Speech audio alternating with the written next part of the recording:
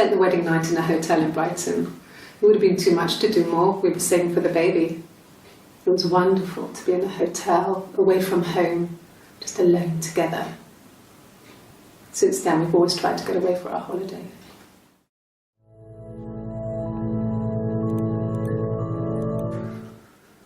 We couldn't afford our own place. Simon dropped out of school, went full-time with the Glaziers. That was Eric's generosity. We moved in with his mum and dad. They had a spare room for us and the baby, if it came. It was a nice change, time to myself, living there for those months, full of hope.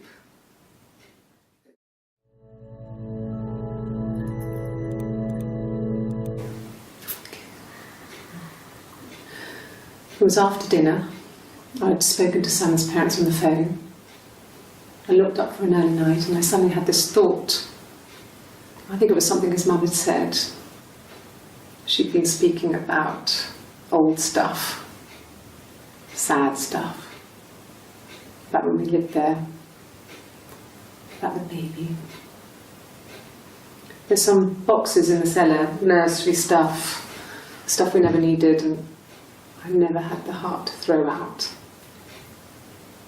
And I suddenly remembered that when I'd looked down there the week before, those boxes, that pile was in the wrong place. I went cold all over. I went down there with a torch and went straight to the back, and that's when I saw the bin bags. Pulled them open, saw the body. I screamed and that's when I called the police.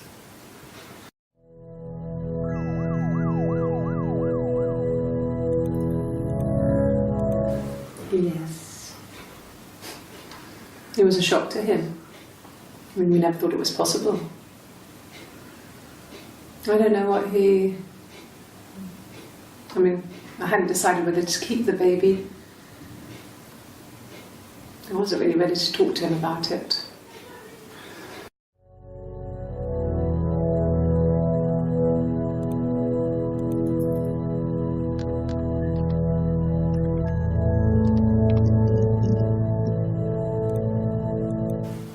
Oh, my tattoo.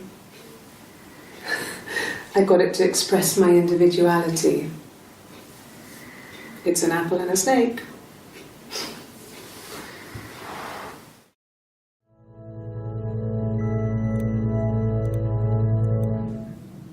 So I moved out. Got a small bed set. Got my tattoo to mark the occasion. I was singing in a bar in the evenings, so I had some money, enough money to cover my rent. And I've been doing something similar ever since. I haven't put down any roots. I don't exist.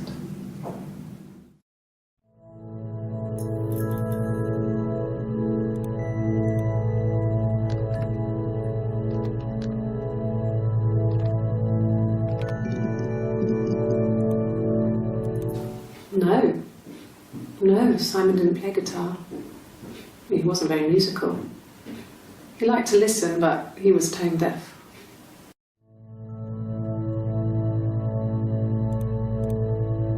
Yes. Yeah, it's my guitar.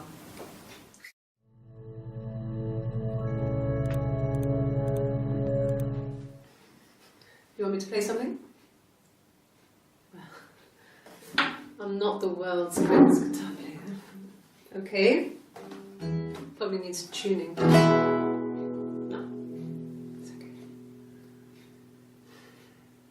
How about a traditional ballad? Should be right up your street.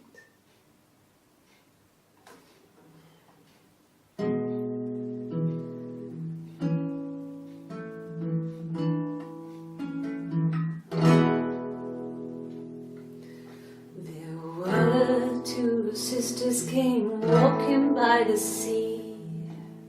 Oh, the wind and the rain. The eldest one pushed the other one in.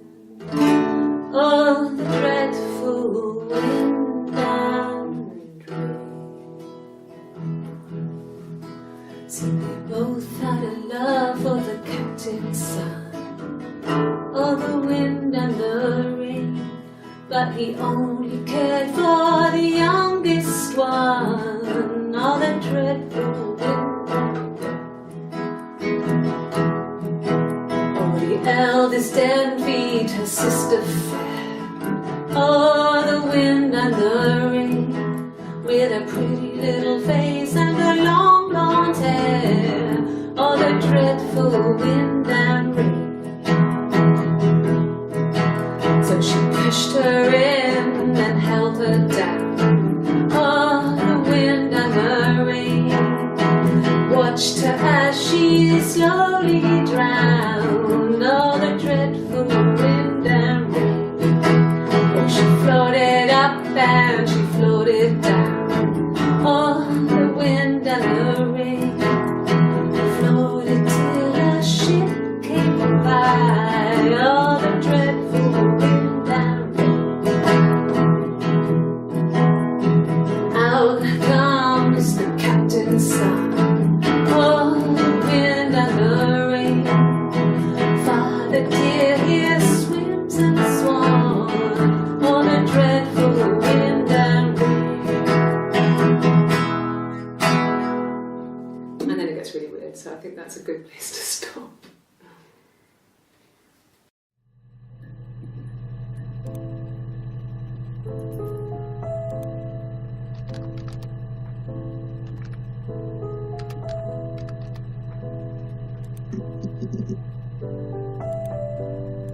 Really? Okay. Here's the rest. Oh, they laid a body on the dock tonight. Oh, the wind and the rain, till a fiddler with a fiddle came walking by. Oh, the dreadful wind and rain. And he made a fiddle bow of her long hair. Oh, the wind and the rain. Yes, he made a fiddle bow of her long blonde hair. Oh, the dreadful wind and rain. And he made fiddle pegs of her finger bows. Oh, the wind and the rain. Yes, he made fiddle pegs from her finger bones. Oh, the dreadful wind and rain. And he made a fiddle out of her breastbone. Oh, the wind and rain. The sound could pierce a heart of stone. Oh, the dreadful wind and rain. But the only tune that the fiddle could play was, oh, the wind and the rain.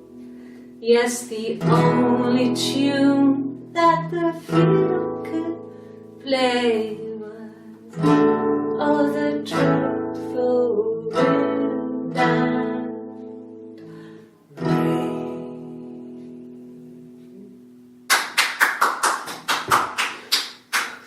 Anything you sing may be used as evidence against you.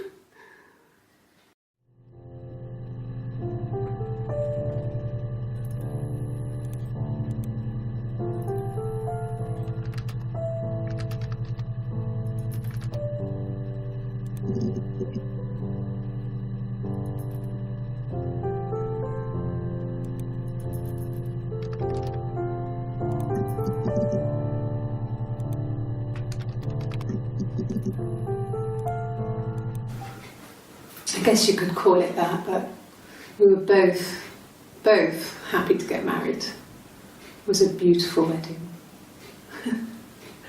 We had our first dance to Come Back and Stay. I'm not sure if that's a good wedding song, but I loved it. I chose it. I mean, it was genuinely our first dance. We'd never danced together before. It was probably awful to watch, but I enjoyed it. It felt like it was just me and Simon for that moment. Just the two of us.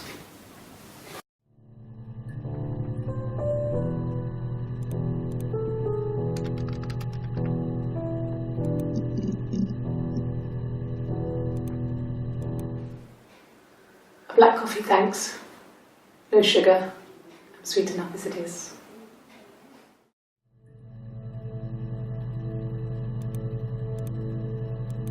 Yes.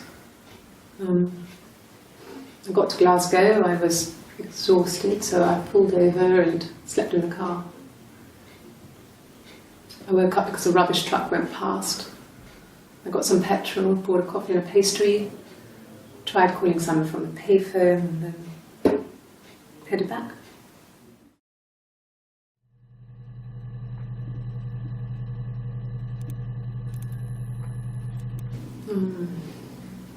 About 8 years back, it was a present to myself.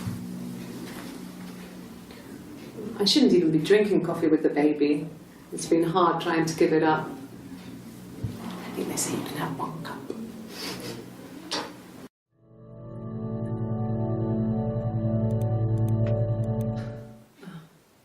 Coffee, I guess. Milk and sugar.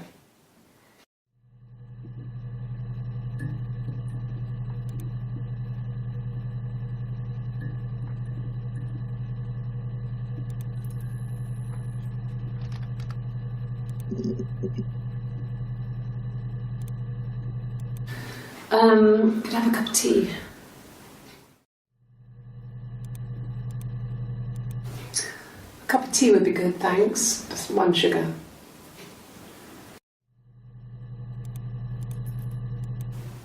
Okay. I parked up on the street. It was busy, so I had to park down the end of the road. Walked up, knocked on the door, no answer. I took my keys out of my bag and unlocked the door. The main lock was unlocked. You can tell because the key doesn't turn when you try to turn it to the left.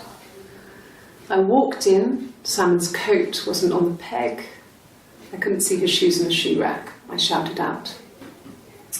I walked straight into the kitchen because he usually sits in there to have a cup of tea and read his paper, but he wasn't there. I touched the kettle. It was cold. I looked quickly in the living room. Nothing. So I walked upstairs to the bedroom and he wasn't there. I didn't search for him because it was pretty clear he wasn't there. I had a shower. The phone rang whilst I was in the shower. I didn't answer it. I think it was Eric. Then I was just exhausted. So I lay down on the bed and I fell asleep, though I didn't mean to. I woke up a couple of hours later and I was surprised to see no one in the bed next to me. And then I remembered where I was and what had happened. That's when Eric called again. This time I spoke to him. Then I called Doug and Eleanor. And then I decided to come and see you. That enough?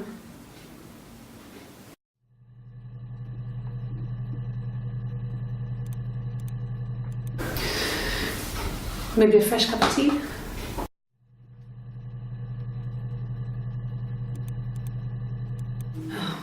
Okay.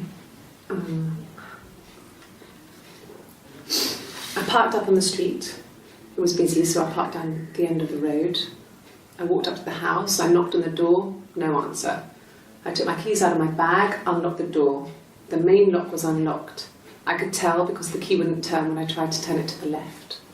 I walked in. Simon's coat wasn't on the peg. I couldn't see his shoes on the shoe rack. I shouted out for him. I walked straight into the kitchen. He usually sits in there to have a cup of tea and read his paper. He wasn't there. I touched the kettle. It was cold. I looked quickly into the living room. Nothing. I walked upstairs to the bedroom. He wasn't there. I didn't search for him because it was pretty clear he wasn't there. Then I had a shower. Whilst I was in the shower, the phone rang. I think it was Eric, his boss. I didn't answer it. Then I came out and I was just exhausted.